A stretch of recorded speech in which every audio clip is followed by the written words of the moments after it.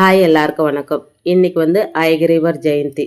பெருமாளோட அவதாரம் தாங்க இந்த ஹயகிரீவர். மனித உடல் குதிரை முகம் கொண்டு அவதாரம் எடுத்து அசுரர்களை வதம் செய்தபோது ஹயகிரீவர் ரொம்ப உக்கிரமாக கோபமாக இருக்கிறாங்க.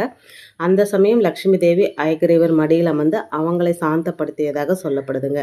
ஹயகிரீவர் தேவியோடு சேர்ந்து இருக்கிறதுனால இன்றைய தினம் ஹயகிரீவர் வழிபாடு செய்யும்போது அந்த மகாலட்சுமி தேவியோட அருளாசியம் நமக்கு கிடைக்குங்க. சரஸ்வதிக்கு ஞானம் கற்பித்தவரே ஹயகிரீவர் அப்படின்னு சொல்லப்படுதுங்க.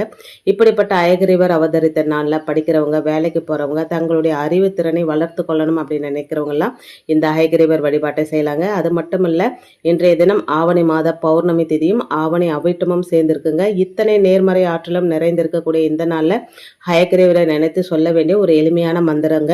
ஞானானந்தமயம் தேவம் நிர்மல ஸ்படிகாக்கிருத்தம் ஆதாரம் சர்வ வித்யானம் ஹயகிரீவ முபாஸ்மகே. இந்த மந்திரத்தை ஹயகிரீவர் படத்துக்கு முன்னாடியோ பெருமாள் படத்துக்கு முன்னாடியோ சொன்னா கூட போதுங்க.